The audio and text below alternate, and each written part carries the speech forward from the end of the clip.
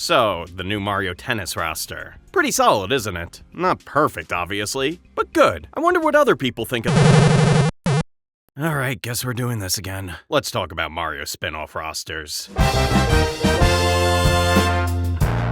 One quick note before we jump into things. I mentioned in a post that I've been working on a bigger project. In case you couldn't tell, this isn't that. However, that project is also Mario related, so if that interests you and you're not already subscribed, it might be high time to do so. You may also want to follow me on Twitter for updates, and use my Fortnite code to give me money! Discourse about who is and isn't playable in your average Super Mario spin-off game is nothing new. I should know. 3 years ago, my channel started gaining traction off the back of a video on this very subject. Now that video is woefully outdated by this point. For one, things have gotten marginally better since then. 2023 was already well past the New Super Mario Bros. Reign of Terror. But the spin-offs were still trying to shake off some of that corporate mandate blandness. Looking at the characters available in Mario Kart World and Mario Tennis Fever, I think it's a big step up.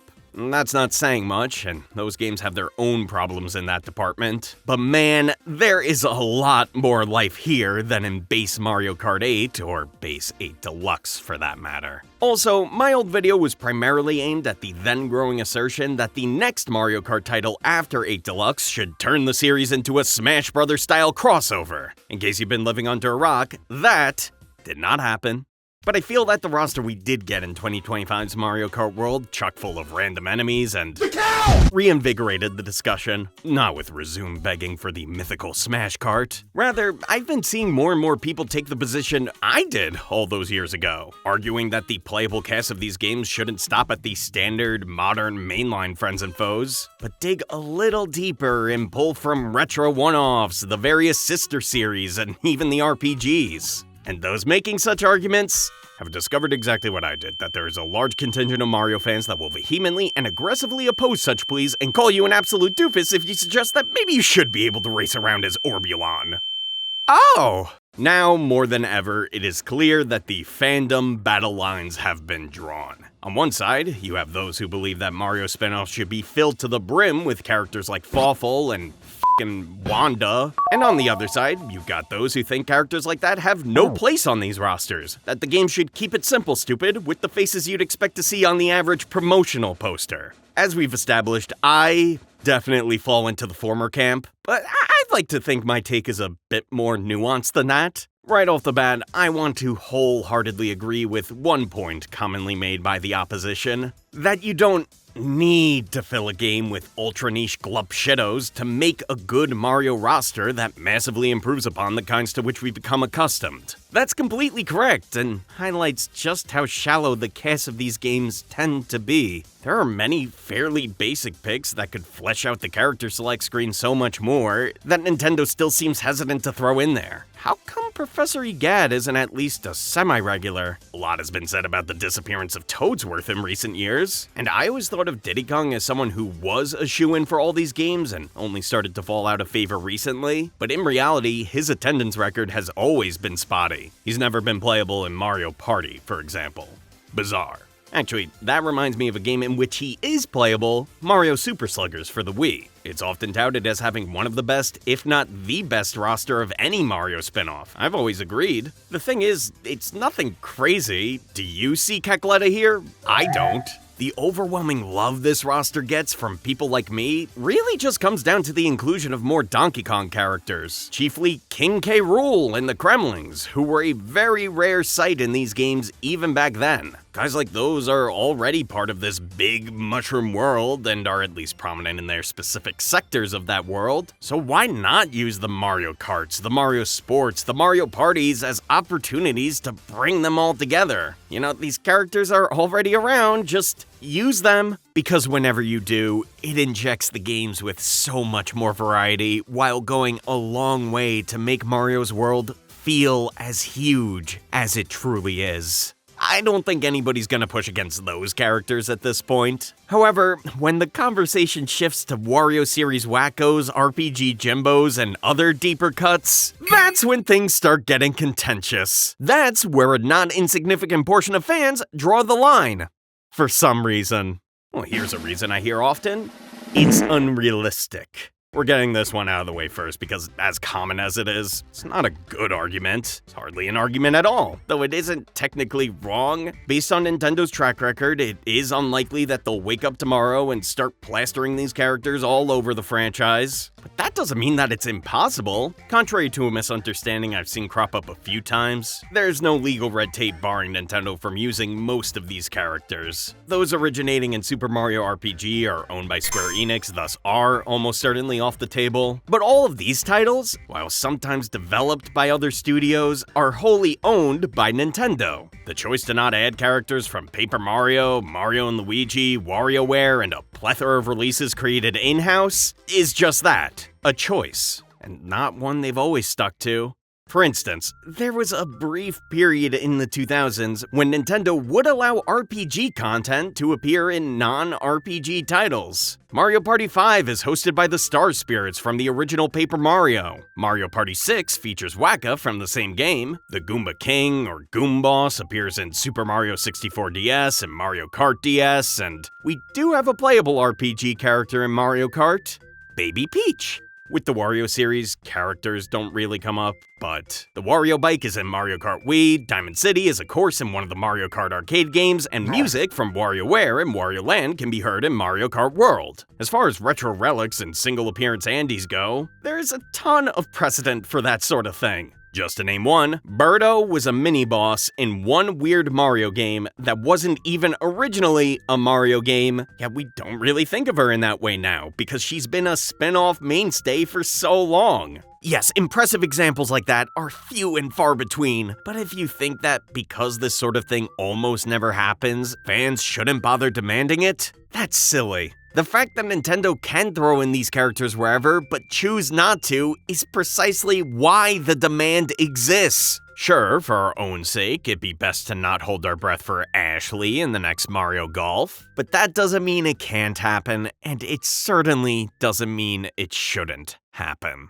An argument with at least a bit more meat on its bones is that these characters are just too obscure to include in the spin-offs. These games, especially Mario Kart, are the epitome of mass appeal, known for their enormous casual audience. And when I say casual, I mean Mario Kart may be the only video game they ever play. Everyone and their grandma plays these, literally. Of course, then, these games need to keep their depictions of the Mario cast and world as cookie-cutter as possible. That's the point, right? You try sprinkling in even slightly more obscure mainline freaks like Ward or Tatanga and, oh no, Grandma's having a heart attack! If you see my old video, I probably sound like a broken record. I've brought this all up before, but it clearly bears repeating because it just keeps coming up in the discourse. And just like 3 years ago, my take is that this is all very stupid. First of all, none of these hyper-casual players are gonna be turned away from a Mario spin-off by a handful of guys they don't immediately recognize. Frankly, the idea that Grandma, who just recovered from a heart attack, thanks for asking, is taking time to research the full playable roster of the new Mario product before deciding whether or not she's gonna pick it up is ridiculous. Those people are not buying any of these games because they exclusively feature faces found on the official home of Super Mario trademark. They're buying Mario Kart because it's Mario Kart, Mario Tennis because it's Mario Tennis, so on and so forth. Yeah, Nintendo needs to slap the big icons of the series on the covers, but they don't need every character in the game to have huge star power in order to sell copies. And I think the powers that be know that, or else they wouldn't have tossed all those odd NPC racers into Mario Kart World. Yes, Captain Syrup is an unknown to casuals, but if we're being honest, so are Cataquacks, Piantas, and Parabitty-Buds. At least they would be if they hadn't been added to this game. The fact of the matter is the general populace's perception of the Mario brand is primarily shaped by games like Mario Kart. Their understanding of the franchise's characters, settings, and concepts pretty much begin and end with what is featured in those games. So it always frustrates me when people say things like, oh, Vivian can't be in more stuff because no one knows who she is. No one knows who she is because she hasn't been in Mario Kart. That's the only thing that could possibly turn any of these characters into household names. They're just never given the chance, and I don't get why. There's no reason to believe some of these guys wouldn't end up appealing to the casual player base. While sometimes those types of players will favor characters for their history, like gravitating to Donkey Kong because they have fond memories of the arcade game, most of their opinions on the cast boil down to sentiments like, this guy looks cool. Aw, that's so cute. What a funny little creature. It's Mario, it really can be that simple. I don't see why it would be any different for characters that have so far only appeared in niche material. The second you put one of them into the more mainstream titles, general audiences will look at them and say, I guess that's a Mario character. The worst case scenario is that they just kind of accept it, move on, show nothing but indifference. The best case scenario is that these characters gain a boatload of new fans. You'd think Nintendo would be jumping right on that opportunity, since more popular Mario characters means more merch to sell. And we all know they love wringing every last cent they can out of this franchise.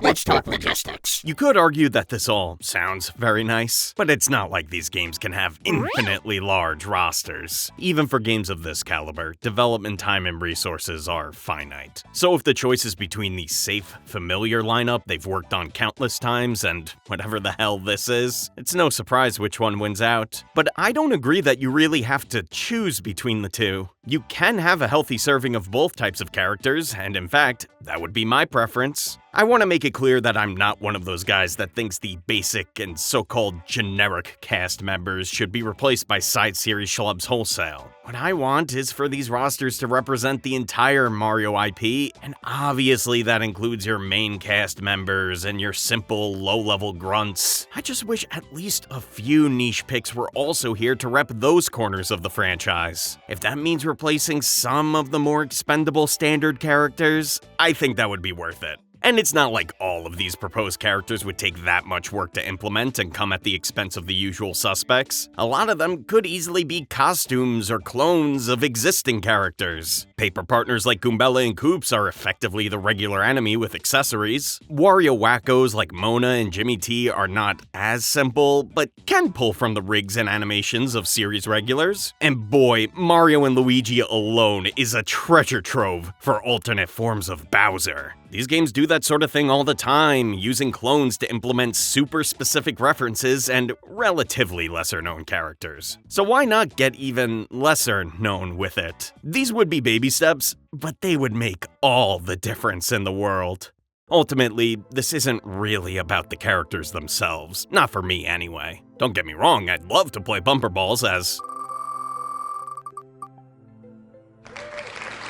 But the real reason I want these characters and locales and beyond to have more of a presence in the franchise is, well, what I said earlier. It would help to sell and celebrate the fact that it is all one big franchise, one big world with so much history and countless distinct branches that are nevertheless interconnected. Hell, I don't think it should stop with the spin-offs either. I'd love for main series games to include more nods like this. It doesn't have to be anything major, even just the occasional line of dialogue like, I hear the Bean Bean Kingdom's nice this time of year, would be neat. I am optimistic that Nintendo is slowly but surely becoming more open to that sort of thing. Donkey Kong Bananza's narrative, world, and characters tie directly into those of Super Mario Odyssey, going further with that than a main entry of either series ever has. And what do you know? It's really cool! I hope Nintendo continues to explore Mushroomverse cross-pollination going forward. And you know, I think adding a few fresh faces to a spin-off title might be the perfect way of doing that. Shoutouts to my channel members: Antis Munchie, useless nickname, Tibby, Pokemon Professor Logston, and Vindalin. As always, your support means the most.